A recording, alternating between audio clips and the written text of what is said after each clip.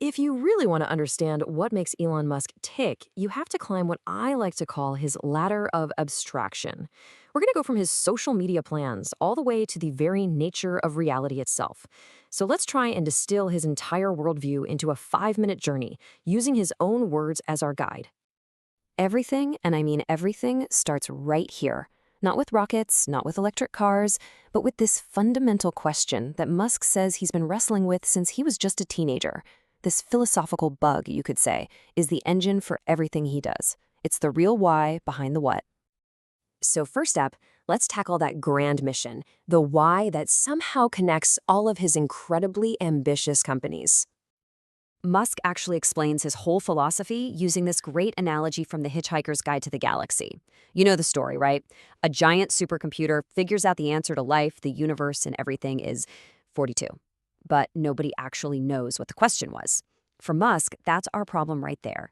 The real challenge isn't finding the answer, it's becoming smart enough to ask the right question in the first place. And to solve this, what he calls the Douglas Adams problem, Musk thinks humanity needs a major upgrade. His core mission, the thing that ties it all together, is to expand our collective consciousness. Basically, to make us all smarter and more connected so we can finally figure out what questions we should be asking about the universe.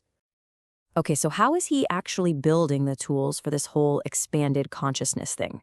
Well, step one is connecting the human collective.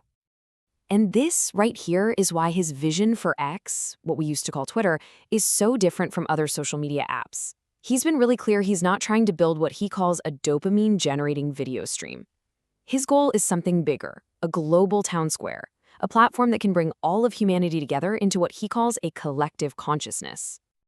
Now, to get why this collective idea is so important to him, Musk uses this analogy. Think about your own body. It's made of about 30 trillion individual cells. A single cell, well, it can't do much, but get 30 trillion of them working together, they create a human being who can literally build a spaceship. He thinks the same kind of leap happens when you connect billions of humans. A true collective can do things no single person could even dream of. This is so crucial to understand. His companies aren't just separate businesses. They're all converging. They're pieces of a much, much larger puzzle. You've got Tesla, which is a leader in real-world AI. You have SpaceX, handling the transport to space. And then you have xAI, which is building the core intelligence models. And this is where it all comes together.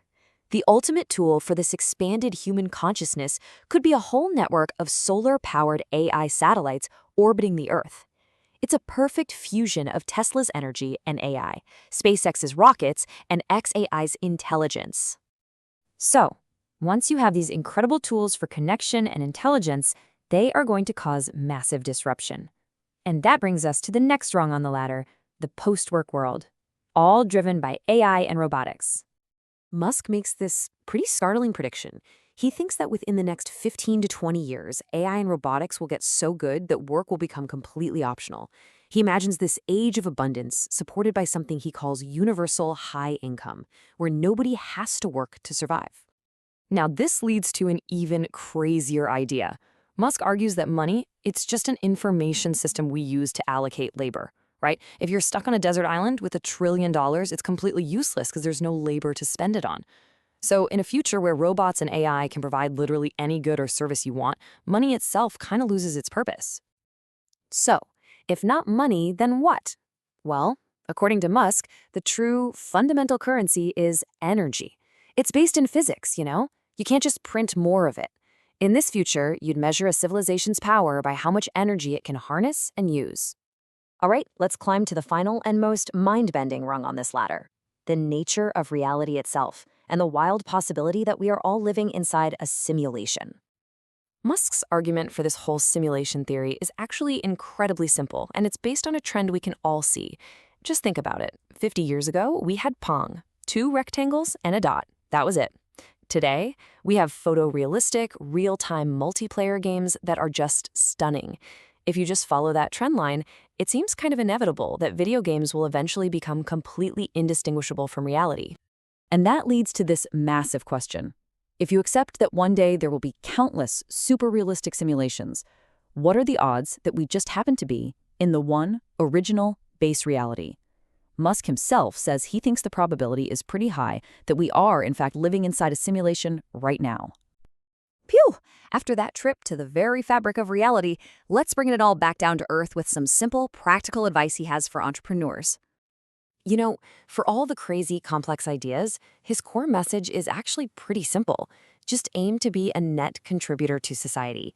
Don't chase money, focus on making useful products and services. If you do that, he believes, the financial success will just naturally follow. And that brings us full circle. Remember how we started with Musk's search for the meaning of life? Well, we end here. If his predictions come true, if we really do get to a world of abundance where work is optional, then what do we do? What will we compete for? What's going to give our lives purpose? That's the huge question that we are all left to answer.